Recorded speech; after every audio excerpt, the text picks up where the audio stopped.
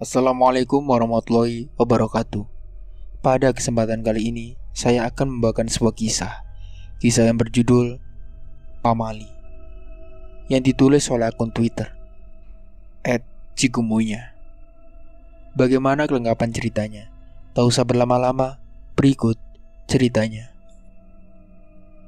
Kakak itu menaiki sebuah batu, sedangkan aku membelalakan mataku karena melihat sosok besar tengah melotot karena kepalanya terinjak. Sebut saja namaku Dewi. Aku anak yang aneh. Aku penyendiri, dan aku bisa melihat yang kalian tak bisa lihat. Orang bilang aku indigo. Orang bilang aku punya indera keenam, dan masih banyak lagi. Dan cerita ini bermula saat aku masuk ke salah satu SMA di kota B. Sewaktu SMP, aku tak memiliki teman. Lebih tepatnya, tak ada yang mau berteman denganku. Takut. Satu kata itu yang ada di pikiran mereka saat hendak berteman denganku. Terlebih SMP ku sendiri berada di desa lereng gunung. Jadi hal seperti hantu memang sangat banyak. Seringkali membuatku tak dapat mengontrol saat mereka datang dan mengejutkanku. Maka dari itu, aku memilih bersekolah di salah satu SMA swasta guna untuk membuka lembaran baru. Namun saat aku masuk, aku bergidik bukan main. Sampai pernah berpikir untuk pindah ke SMA lain saja. Ini adalah SMA yang sangat tua. Aku tahu benar itu. SMA yang dulunya juga SMA ibuku. Bangunannya masih bangunan lama, dari zaman Belanda, dan bukan itu saja. Di belakang rumah sakit ini pun terdapat rumah sakit paling angker di Indonesia. Kalau ku beritahu kalian, pasti langsung ngeh. Karena sudah banyak yang datang ke sana untuk keperluan TV, YouTube, dan lain-lain. Rumah sakit itu sudah lama tak berpenghuni, sudah rubuh separuh bangunannya, dan salah satu makhluk dari sana menjulang tinggi hingga kepalanya terlihat dari SMA ku. Bayangkan saja seberapa besarnya. Namun karena ingin membuka lembaran baru, tak kutunjukkan jika aku bisa melihatnya. Untuk 3 tahun ke depan, aku ingin menyembunyikan hal ini. Seminggu di SMA ini, aku mulai terbiasa. Hantu-hantunya pun tak sebegitu menakutkan. Mungkin hanya hantu-hantu dari rumah sakit itu yang menakutkan. Taulah, kalau hantu dari rumah sakit, pasti banyak luka yang berdarah-darah. Selepas upacara, aku berkumpul bersama kawanku seangkatan. Hanya informasi, sekolah aku tidak pernah ada pramuka. Aku pun tak tahu kenapa. Yang pasti, pramuka diadakan lagi saat aku masuk ke SMA ini. Waktu itu aku dan kawanku berkumpul untuk pemilihan pramuka inti.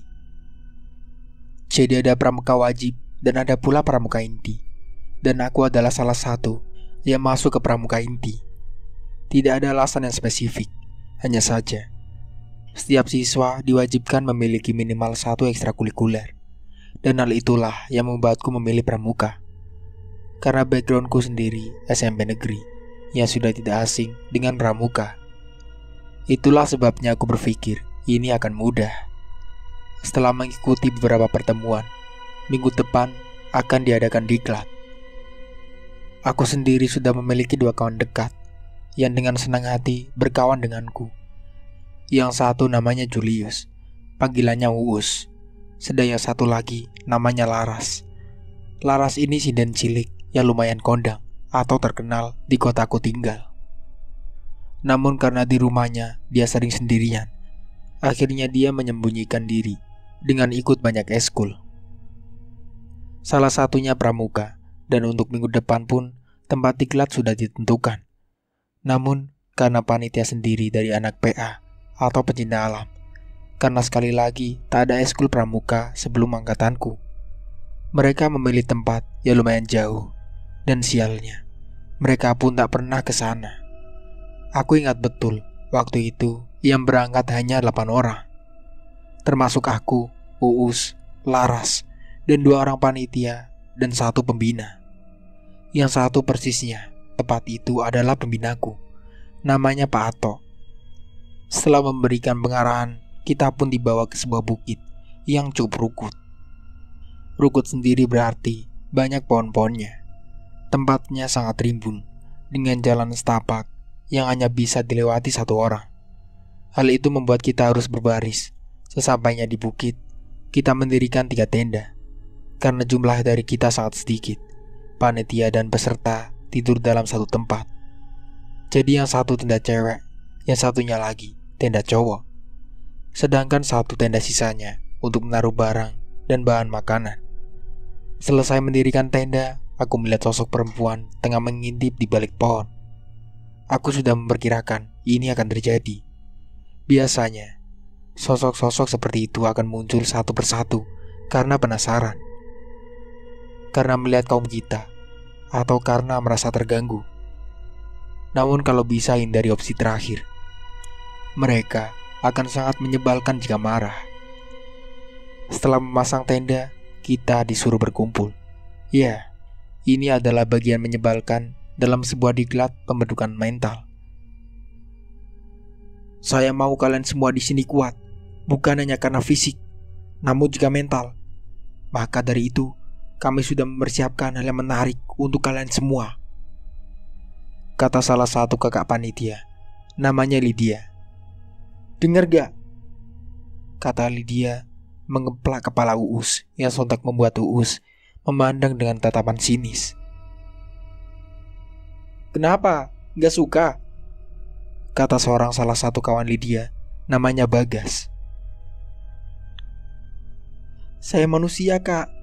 Tolong dimanusiakan, kata Uus lantang. Tai nih orang, kata Bagas kesal. Aku tak ingat apa saja yang panitia itu katakan. Yang pasti, aura dari mereka mengundang banyak makhluk untuk datang. Sudah, kata Pak Anto melerai.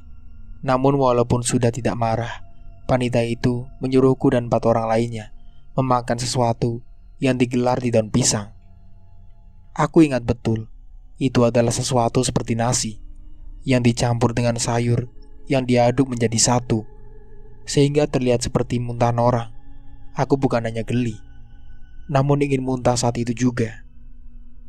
Dan kulihat kawanku pun tak jauh berbeda. Makan, habisin. Kalau gak habis sampai nanti malam, kalian gak akan saya berikan makan. Jangan sampai ada yang muntah. Kalau ada yang muntah, muntahan itu harus kalian makan bareng-bareng, kata Lydia dengan tatapan tajam. Mendengar itu pun aku berdoa di dalam hati, semoga ada di antara kami yang muntah. Namun sepertinya doaku tak terkabul. Laras muntah. Dan hal itu membuat Lydia merasa puas. Tapi bukan itu yang mengerikan. Yang mengerikan adalah sosok di belakang Laras yang tengah menatap Lydia nyalang. Sesuai konsekuensi kita semua makan muntahan itu. Jangan tanya rasanya, karena akan sangat susah untukku mendeskripsikannya. Namun akan lebih mudah untuk mendeskripsikan sosok di belakang Laras. Aku tahu benar itu Batur, sosok yang dipelihara untuk dijadikan penjaga. Sepertinya dia tengah bereaksi atas aura dari badan tuanya. Sebenarnya aku sudah melihatnya beberapa kali. Perawakannya wanita Jawa, dengan rambut yang disanggul, memakai kebaya berwarna merah dan jarit berwarna putih. Wajahnya sangat cantik, namun tatapannya kosong. Itulah yang aku lihat di hari biasa. Tidak seperti hari ini, karena tuanya merasa tidak nyaman. Dia pun berubah wujudnya. Dia tak lagi anggun, kebayanya koyak, wajahnya penuh parut, dan tatapannya nyalang sembari mulut menganga. Sungguh perubahannya membuatku bergidik ngeri. Setelah habis makan, kita memasak untuk makan malam. Sungguh seharian ini, badan seperti sedang dikerjai. Tak ada istirahat dan terlalu banyak menggunakan fisik. Setelah masak, sekitar jam 4 sore, kita melakukan penyulusuran. Entah apa fungsinya. Yang pasti, kita disuruh untuk mengelilingi bukit pada saat itu. Di setiap pemberhentian, kita disuruh mengut kayu atau mengambil pukis yang bisa dimakan. Dari sini barulah aku tahu fungsi menyusuri bukit ini apa. Jadi penyusuran ini dibagi menjadi 4 pos, dan di setiap posnya ada sebuah pertanyaan, entah itu sandi Morse tali temali, dan lain-lain. Sejauh aku berjalan, semuanya merasa aman. Sampai akhirnya kita akan masuk ke pos 4. Pos 4 sendirilah adalah sungai. Saat kita hendak menyusuri pinggiran sungai, kita berpapasan dengan seorang bapak yang habis mencari kayu bakar. Terlihat dari tumpukan kayu yang beliau bawa. "Loh, pada mau kemana, nak?" tanya bapak tua itu. "Mau menyusuri sungai, Pak, buat diklatnya adik-adik," kata Lydia ramah. "Mending lewat atas saja, kalau surup-surup bahaya," kata bapak tua itu mengingatkan. "Nggih, Pak," kata Lydia. Namun saat bapak itu sudah menjauh, ternyata Linda tak mengindahkan kata bapak-bapak itu. Saat itu hari sudah mulai gelap. Semburat marah di langit juga sudah mulai memudar. Dan kita masih menyusuri sungai. Karena kita cuma bertujuh, aku ingat betul jika ganjil yang mengenapi adalah.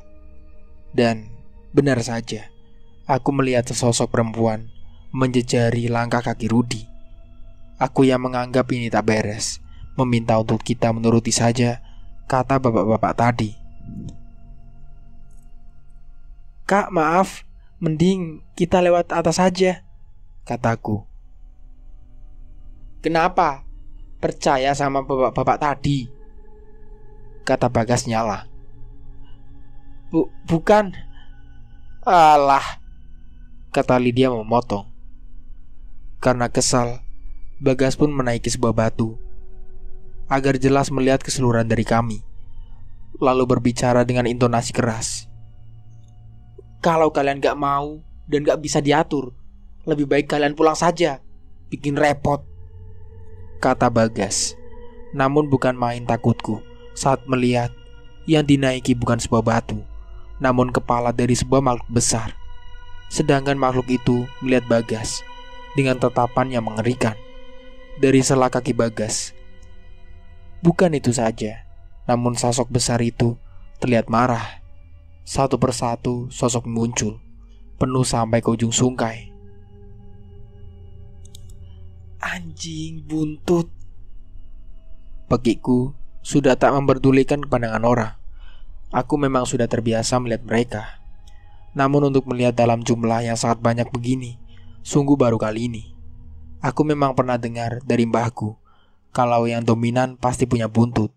Dan sialnya, salah satu dari kita menginjak sosok yang paling dominan tersebut.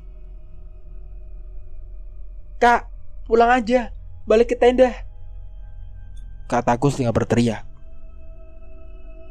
"Bocah, baru dibilangin kalau jangan ngerepotin," kata kakak itu mengentakkan kakinya kesal. "Astaga Gusti," kataku saat sosok itu berdiri di belakang kakak itu. Wajah dari sosok itu yang tadinya hitam menjadi merah menyala. Gigi taringnya keluar dari sela-sela mulut. Namun karena aura aku terlalu kentara, tatapan butuh itu mengarah ke arahku. "Awakmu iso nyawang awakku," yang artinya, "Kamu bisa lihat aku," kata butuh itu dengan suara besar.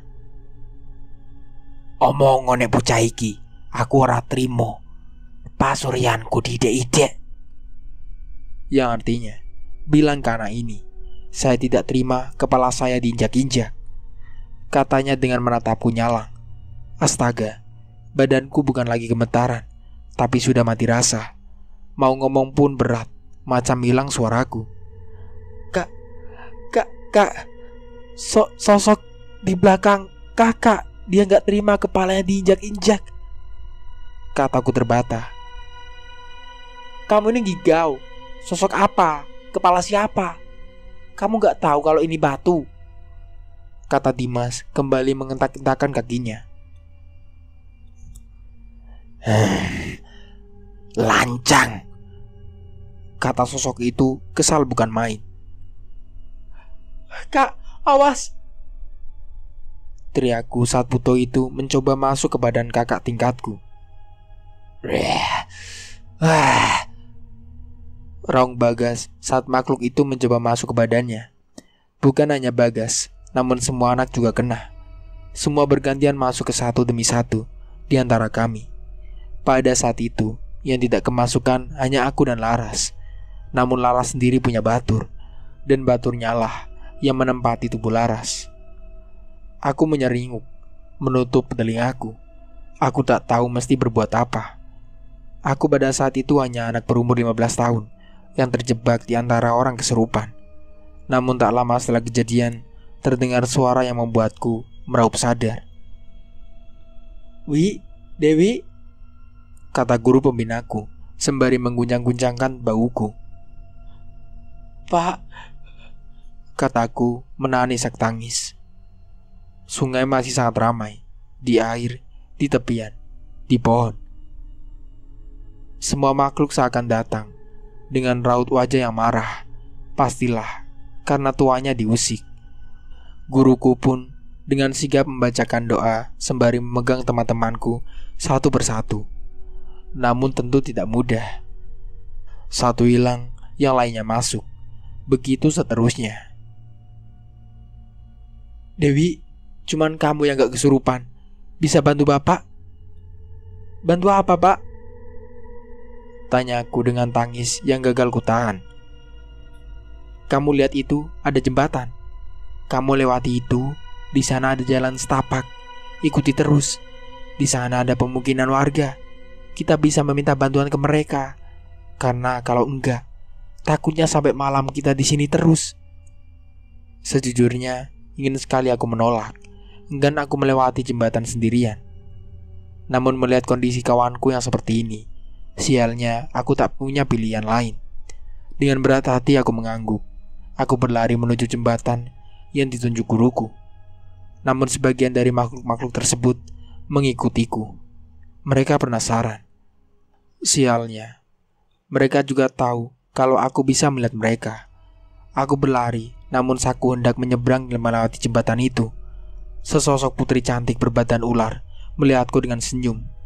Aku masih terengah-engah dicekat begini. Bukannya makin lancar aku bernafas, malah menjadi semakin sulit. Aku tahu makhluk-makhluk seperti ini memiliki energi yang besar. Dia bukan arwah penasaran, melainkan levelnya di atasnya. Mbakku bilang dia siluman yang menjadi sepertinya. Biasanya semasa hidup mengabdikan diri ke makhluk-makhluk seperti ini. Sehingga waktu mati mereka menjelma menjadi sedemikian rupa. "Aku pengen melu awakmu," yang artinya, "aku ingin ikut kamu," katanya. "Ngapunten, aku gak butuh batur." Atau, "Maaf, saya gak butuh abdi," kataku gemetar. Terlihat semburat kecewa dari wajahnya. Namun akhirnya dia pergi. Aku pun melanjutkan perjalanan. Namun bukan itu saja gangguannya. Saat aku melewati jalan setapak pun tercium bau yang sangat wangi. Bau bunga kopi. Namun bersetan dengan bau itu. Sampai aku melihat sesuatu berbaju putih jatuh dari pohon tepat di depanku. "Asu!" teriakku kaget. Terlihat sosok berbaju putih dengan rambut panjang yang menutupi seluruh wajahnya. Namun aku mengabaikannya dengan terus berlari. Aku tahu saat aku berlari, banyak makhluk yang mengikutiku. Namun dengan segenap hati, aku mengabaikannya. Jalanan gelap, hanya terbantu dari sinar bulan. Pohon-pohon di samping jalan sangat besar, dan aku sendirian. Semua seperti sedang menelanku di kegelapan. Sedangkan rumah warga belum juga ketemui. Yang penting lari saja dulu, gumamku dalam hati. Sampai aku menemui rumah yang dindingnya terbuat dari anyaman bambu. "Kula nuwun," atau "permisi," aku mengatakan berkali-kali sembari mengotok pintu itu. Sampai akhirnya bapak-bapak keluar dari dalam rumah itu. "Loh, ono apa, Nduk?" Yang artinya, "Loh, ada apa, Nak?" kata bapak itu mengamatiku yang tengah ketakutan parah. "Rencang kulo, Pak." "Teman saya, Pak," kataku masih terengah-engah. "Nyapo rencange?" "Kenapa temannya?" Kesurupan, Pak, kataku.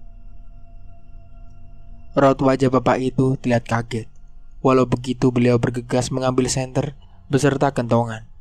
Diketuknya kentongan itu beberapa kali, membuat satu persatu warga desa keluar, sampai kira-kira 20-an orang. Saat ditanya kronologinya, aku pun bilang untuk kesana dulu saja, karena kesurupannya massal dan hanya guruku yang tidak kena. Jika harus menjelaskan lebih dulu, takutnya akan memakan waktu banyak.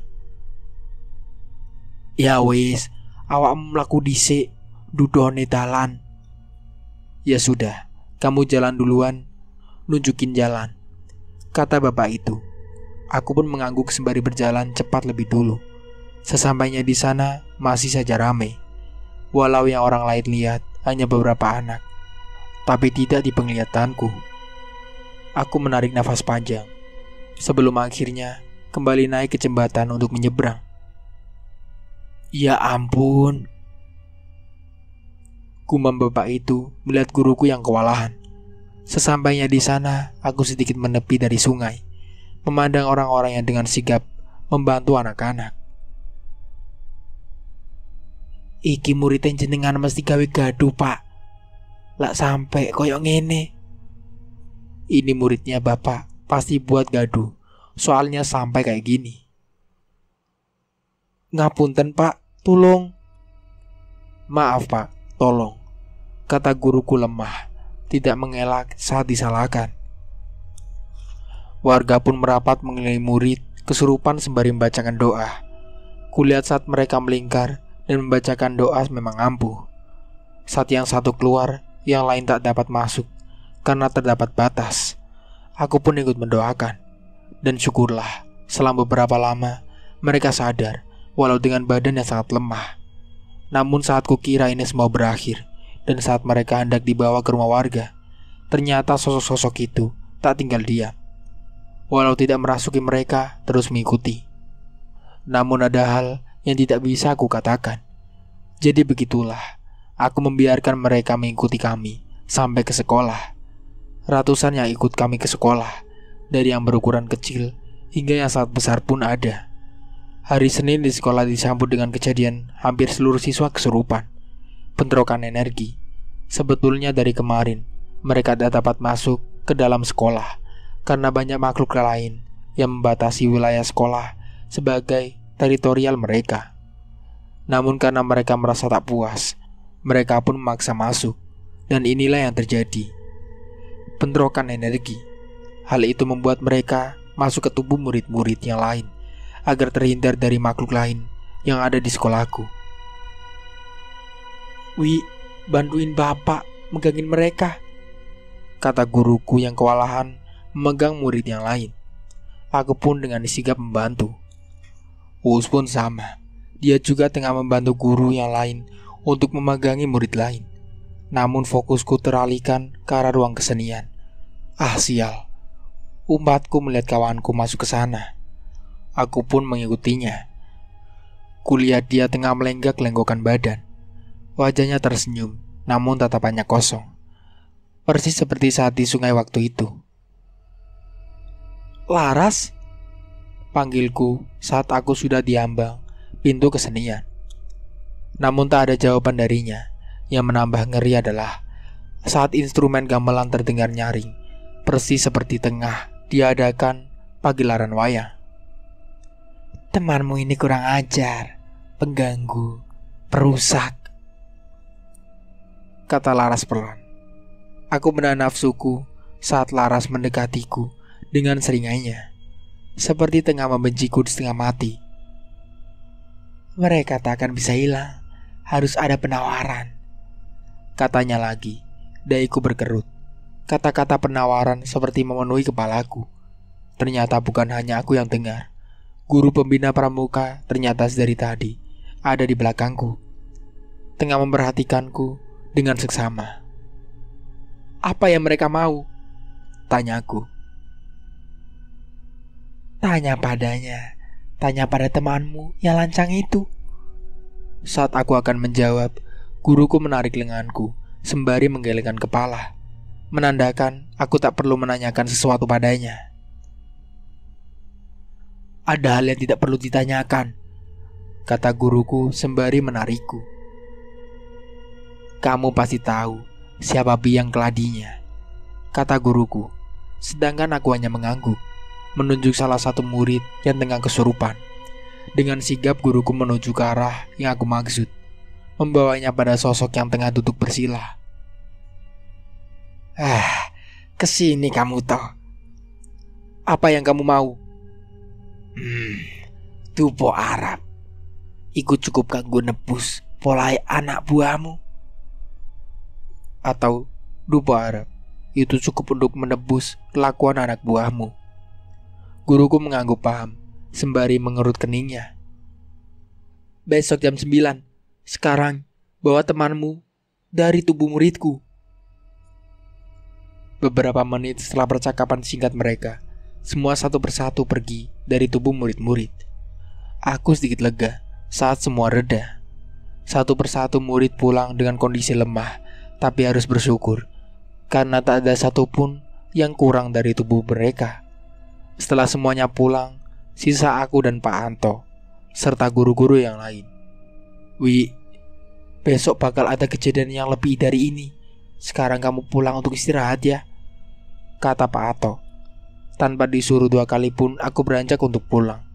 Keesokan paginya aku datang sedikit telat. Dari gerbang sekolah, aku melihat Pak Ato tengah celingukan, lalu mendadak tersenyum saat melihatku. Dan ternyata benar, orang yang dicari itu aku. Aku mendekati beliau, hendak menanyakan keadaan sekolah. Namun bukan main kagetku saat Pak Ato membawaku ke lapangan. Sungguh di luar nalar. Sudah tersedia tumpeng, sajen, dupa, dan seperangkat sajen lain beserta dukunya. Komplit. Loh Pak, kemarin yang diminta kan cuma dupo Arab, tanyaku bingung melihat semua serba berlebihan. Pak, gak bisa gini, ini di luar perjanjian, kataku menambahkan. Gak apa-apa Wi, takutnya kalau dupa Arab yang lain gak kebagian. Ini juga sebagian permintaan maaf, kata Pak Anto. Jika tak membawa efek apapun, sebenarnya aku tidak akan bersikeras. Namun di lapangan, yang kulihat bukan hanya makhluk dari sungai, namun makhluk dari sekolah dan makhluk dari rumah sakit yang ikut menunggui sajen itu seakan meminta bagian. Sungguh sekolahku yang tidak begitu besar kini semakin sesak rasanya. Pak, udah Wi, gak masalah. Ada dukun juga untuk membantu. Aku tak meneruskan kata-kataku. Mau menarik sajen itu pun malah akan membuat penghuni dari rumah sakit dan sekolah marah. Akhirnya aku membiarkan dukun itu melakukan bagiannya dan menempatkan diriku hanya sebatas pengamat tak lebih. Sekitar jam 9, murid disuruh ke lapangan sekolah untuk mendoakan arwah yang tidak tenang. Sebenarnya dari doa mereka saja cukup. Aku melihat doa mereka membuat sekat pembatas antara mereka dan makhluk lain. Namun nyatanya guruku lebih percaya sama dukun. Setelah berdoa, satu persatu dari makhluk itu mendekat. Kulihat semakin dukun itu menghafalkan mantra, semakin dekat pula makhluk itu dengan murid. Dan inilah puncak dari semuanya. Siswa disuruh bubar bebarengan dengan dupa Arab dan menyentuh bara arang, hingga asapnya yang mengepul bertabrakan dengan siswa yang hendak pulang. Dan sialnya, makhluk itu mengerumuni asap itu dan membuat terjadinya benturan energi yang lemah kesurupan, yang kuat hanya kejang. Banyak orang yang salah memersepsikan hal itu. Orang yang ingin dimasuki dan tidak bisa hanya bereaksi seperti teriak-teriak tanpa bisa ditanya. Sedangkan yang benar-benar masuk ke dalam tubuh, mereka bisa diajak berinteraksi. Sekolah kembali kesurupan massal. Ada yang hanya ketempelan, ada yang benar-benar masuk. Dan sayangnya, yang masuki bukan hanya dari sungai, namun yang dari rumah sakit pun banyak. Keadaan sekolahku sangat kacau. Banyak yang tertawa histeris, meraung-raung, menangis dan banyak lagi. Wi, kok jadi gini? Tanya Pak Ato kebingungan. Saya kan udah bilang Pak, tapi Bapak cegah. Penempatan waktu salah, dukunnya sok tahu, dan guru-guru tidak bisa menegosiasi dengan baik. Sudah jelas yang mereka minta tuba Arab, bukan seperangkat sajen, kataku kesal. Pak Ato mengacak rambutnya kasar. Lalu bagaimana ini, Wi? Sekolah makin kacau, kata Pak Ato. Harusnya pulangkan siswa terlebih dahulu, kasih apa yang mereka mau, lalu memanggil ahli agama untuk mendinginkan situasi, bukan dukun. Ah, sial. Aku tak bisa menahan emosiku. Pak Ato memandangku dengan tatapan menyesal. Saya tahu Bapak kenal dengan buto itu, kataku dengan mata menyelidik. Membuat Pak Ato terdiam sejenak. Harusnya kita gak kesana. Harusnya Laras gak kesana kan, Pak? Kataku penuh emosi. Bagaimana kamu tahu? Tanya Pak Ato. Laras punya penjaga, Pak. Sangat disayangkan kan? Harusnya saat memilih tumbal, Bapak nyelidiki terlebih dahulu, kataku dengan tatapan nanar. Saya tahu Bapak mau menjadikannya seakan itu kecelakaan. Maka dari itu Bapak mati-matian mengatakan pramuka di sekolah ini, dan dengan senang hati menjadi guru pendamping, kataku tak memberi Pak Ato untuk berbicara. Makanya Bapak tidak mendampingi saat menyusur sungai. Wi, jangan melakukan pembelaan, Pak. Saya tahu Bapak ambil adil dalam kejadian ini semua. Buto itu kesini hanya sebagiannya karena gagal memenuhi janji. Sedang tuba Arab hanya pembayaran untuk kesalahan Bagas. Perjanjian baru saja dimulai kan, Pak? Tapi naas harus mengganti dengan nyawa Bapak sendiri. Kamu. Aku pergi dari tatapan tajam Pak Ato, lalu menemui kepala sekolahku. Pak Mur, kita panggil ahli agama saja, biar saya sama Uus yang memanggil. Dan Pak Dukun, simpan tuba Arabnya jangan dihabiskan, kataku dengan tatapan tajam. Dukun sial, batinku dalam hati. Aku menemui ahli agama dekat sekolah. Kami menyampaikan niat kami untuk meminta bantuan, dan syukurlah beliau mampu membantuku. Tanpa menunggu lama, kami langsung menuju sekolah. Aku ingat betul, sisa 20 orang yang tak terkena. Dan syukurlah, hari itu banyak yang tidak masuk, karena kemarin terjadi hal yang sama, sehingga orang tua memilih untuk meliburkan anak mereka sampai kondisi sekolah membaik. Dengan sisa 20 orang, kami membuat lingkaran, lalu berdoa. Sedang ahli agama dan Uus mendoakan satu persatu orang. Dan saat berhasil, siswa akan dimasukkan di lingkaran. Satu persatu siswa dimasukkan ke lingkaran, sedang Satpam sudah menghubungi keluarga siswa. Sampai kira-kira 3 jam waktu yang digunakan untuk membuat seluruh siswa pulih. Siswa yang pulih segera dipulangkan, hingga menyisakan aku, dukun, ahli agama, dan 4 orang guru. Pak, masih menyimpan tuba Arab yang saya pesan? Tanyaku. Dukun itu diam. Pak, kalau ini gak selesai, yang mati bukan hanya dia, tapi Bapak juga, kataku setelah menunggu Pak Ato. Dukun itu menatapku tajam, seolah ingin membunuhku pada saat itu juga. Pak, lihat itu, dari tadi dia mengawasimu, kataku menunjuk Laras yang menyeringai. Setelah aku menunjuk ke arah Laras, dukun itu mengeluarkan tuba Arab yang aku minta. Setelah tuba itu di tanganku, mereka mendekat. Aku hampir saja dibuat sesak karena jumlah mereka yang sangat banyak. Ini sebagai permintaan maaf. Ini untuk kesalahan kawanku. Ini untuk ketidakketahuan kami. Ini untuk setiap kesalahan yang kita lakukan. Dengan ini kami menolakmu. Dan dengan ini pula kami mengantarmu pulang. Silakan ambil bagianmu. Bagianmu tidak ada di antara aku dan kawan-kawanku. Aku mengatakan sembari menabur sedikit demi sedikit tuba Arab yang ada di tanganku. Dan begitulah, satu persatu di antara mereka menghilang, menyisakan penghuni rumah sakit dan penghuni sekolah. Kalian juga pulang. Kalian sudah banyak mengambil bagian, kataku sembari memandang sajen yang sudah habis berantakan. Setidaknya itulah yang kulihat. Walau yang orang lain lihat, sajen itu masih utuh. Setelah semua hilang, aku menghampiri Pak Ato. Pak, semua keputusan punya konsekuensinya.